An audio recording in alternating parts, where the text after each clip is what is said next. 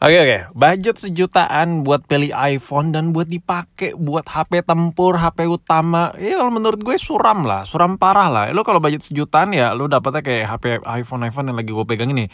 Entah itu iPhone 7, iPhone 8 yang harganya nyerempet mau ke 2 juta. Saran gue mendingan pilih Android aja, dan salah satu rekomendasi gue adalah si Samsung yang satu ini yang udah berkali-kali udah gue bikinin konten. Karena banyak banget gitu chat ya di admin gue lagi penuh banget chat-chat masuk pada nanya worth it mana antara Android sejutaan dengan iPhone yang sejutaan juga ya kan. Dan sebenarnya gue males banget lah bikin konten begini ya kan, tapi banyak banget yang nanya. Oke, gue ada rekomendasi buat lu ya. Kalau lu pengen beli iPhone yang dipakai enak buat tempur, kameranya oke, buat main game gak gampang panas, baterainya gak gampang lowbat, kameranya the best, Android masih belum bisa ngalahin. Lu siapin budget untuk pangsa pasar Indo saat ini ya. Lu siapin budget di 5 jutaan ke atas. Kalau lu budget di bawah 5 juta buat beli iPhone, itu kayak ada aja minusnya. Contoh, kameranya masih oke punya, tapi ya buat ngegame agak panas ya kan. Karena lu nggak bisa tuh memaksimalkan iPhone di bawah 5 juta kalau menurut gue. Karena lu bakal dapat seri-seri agak lama. Nah, sekarang gue bakal coba bandingkan sejuta versus sejuta ya, antara Android dan iPhone. Sebenarnya udah sering banget gue bikin konten gini ya kan, parah. Tapi pembahasan kali ini dengan device yang kayaknya belum pernah gue bandingin deh. Nah, kalau lu punya budget sejutaan, ini adalah salah satu iPhone yang cukup banyak di pasaran, ya iPhone 7. Tapi kalau lu beli iPhone ya, iPhone mau dimanapun lu beli, itu rata-rata unit-unit 7 itu kayak ya lecet pakai, LCD-nya kadang udah gantian ya kan. Itu yang bakal hal pasti, kemungkinan pasti yang bakal lu dapetin kalau lu pilih seri 7 ya kan.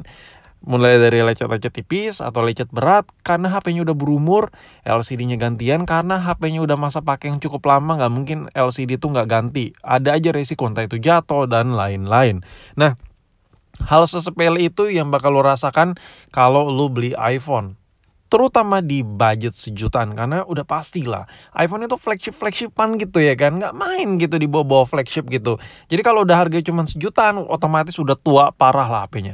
Nah, minimal ya sebenarnya kalau lo mau pakai nyaman buat dailyan gitu, minimal iPhone 8 sih saran gue. Cuman iPhone 8 ini nyerempet pet mau 2 jutaan. Iya, sejutaan juga, cuman menyerempet ke 2 juta. Itu yang bisa lo dapetin untuk sebuah iPhone 8. Sebenarnya kalau lo pilih iPhone 8 dipakai harian tuh masih enak banget, pakai banget. Performa chipsetnya juga masih oke. Buat ngegame oke, cuman baterainya nggak rekomen menurut gue ya. Jadi kalau budget sejutaan yang kayak gue bilang di awal video boy, itu serba kentang, kayak ada plus minusnya gitu.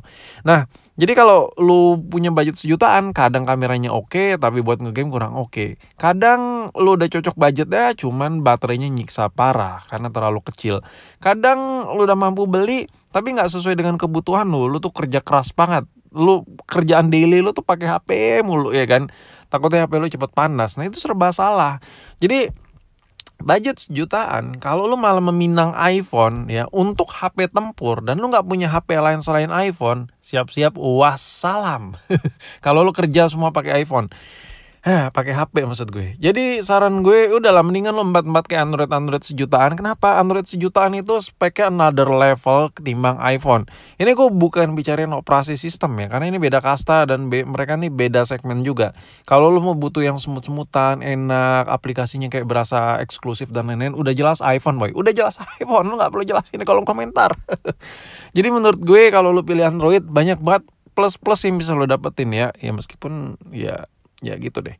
Contoh, lo dapat sebuah layar yang besar di harga yang sama.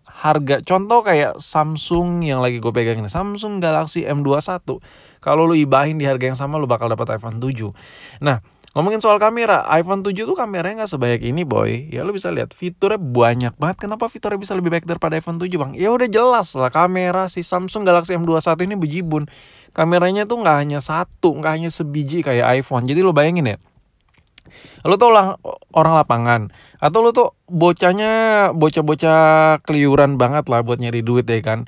Dan sometimes lu butuh kamera yang buat jepret-jepret. Nah, iPhone itu kayak gitu-gitu masih bisa di budget sejutaan kayak iPhone 6s, iPhone 7 ya kan. Cuman mereka itu kalau dipakai buat kamera, buat di outdoor itu baterainya nggak nyanggupin. Nah, si Samsung ini baterai udah gede, kamera juga fiturnya banyak, ada lensa lebar, memudahkan lu sesuai kebutuhan kamera ya kan. Fiturnya banyak parah, lu bisa lihat nih. Dari tadi gua masih selat menu-menu fitur-fitur yang ada di kamera Samsung Galaxy M21 ini. Nah, di budget sejutaan kalau lu milih iPhone 7 lu nggak bakal dapat fitur sebanyak si Samsung ini. Lu bisa lihat ya. Kalau iPhone itu polosan. Tapi kenapa bang? Kok pelit kali sih Apple? Iya, tapi kalau lo mau lebih eksklusif ya emang lo pilih iPhone. Cuman ya gitu, kalau lo mau benar-benar berasa, oh ini masih berasa Apple parah, ini mau masih berasa iPhone banget gitu. Saran gue budget 5 jutaan up gitu. Karena kalau di bawah itu ada aja lah minusnya. Contoh kayak di budget di bawah 5 juta, lo udah dapat juga si iPhone XR, lo udah dapat juga si iPhone XS. Cuman itu HP capek boy, itu HP capek. HP lelah yang dimana ciri-ciri HP lelah kadang baterai udah diganti, LCD udah diganti, ya kan. HP yang benar-benar udah hampir selesai masa pakainya dan diperbaruin lagi. Banyak banget HP-HP kayak gitu ya kan. Jadi kalau lo mau benar-benar nyaman, enak dipakai, di atas 5 juta lah. Serah tuh mau 6 juta, 7 juta, 8 juta itu banyak banget pilihan ya kan. Makanya gue bilang di atas 5 juta. Kalau masih di bawah kayak 3 juta, 2 juta itu kentang parah untuk sebuah iPhone. Contoh kayak yang lagi gue pegangin iPhone 8. Dan ngomongin soal connectivity, kalau buat Apple itu sangat-sangat medit ya. Kalau lo pilih si Samsung M21, nggak M21 aja sih, Android apapun itu di budget sejutaan udah banyak banget yang udah Type-C. Type-C ini kalau buat harian ya, fungsi Type-C ini buat harian itu kepake parah. Gue ngedebatin di diri gue ya, di otak gue ya, bikin konten ini tuh berdasarkan apa yang gue pakai ya. Semua HP yang gue bahas ini udah pernah gue pakai buat harian karena gue kepo gitu.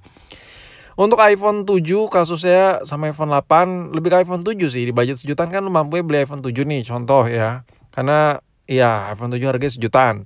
Lu bisa lihat nih aplikasi sebaik ini udah gue download, baterai cepat habis. Ya udah gitu belum Type-C, ngecasnya lama banget. Sedangkan si Samsung ini layarnya gede, godang, baterai gede, dikasih Type-C, fast charging. Kayak udah gitu, kayak lu pakai iPhone lu bakal stuck di tengah jalan gitu kalau lu anak lapangan banget, anak outdoor banget gitu. Cara satu-satunya ya lu bawa power bank. Kalau menurut gue itu nggak ada efisiensinya sama sekali. Cuma beda cerita ya kalau lu udah ya semua penggunaan lu tuh dari operasi sistem iOS. Seburuk apapun iPhone itu bakal tetap lebih worth it daripada Android kalau lu pengguna iOS sejati ya. Jadi menurut gue ada lagi deh, aku cerita deh. Si Samsung ini aksesoris ya, nggak hanya Samsung ya, Samsung, Oppo, Vivo, pokoknya Android yang resmi di Indo itu aksesoris originalnya banyak banget bertaburan. Contoh kayak adaptor ini, adaptor yang gue pegang ini adaptor Samsung misalnya. Lu mau nyari yang KW sampai yang ori, adaptor ori Samsung itu banyak, nggak repot. Lu mau beli baru ada. Sedangkan buat produk Apple, mamam tuh, lu cari sampai budak di counter di tukang HP pinggir jalan yang ori itu susah boy, susah itulah Apple.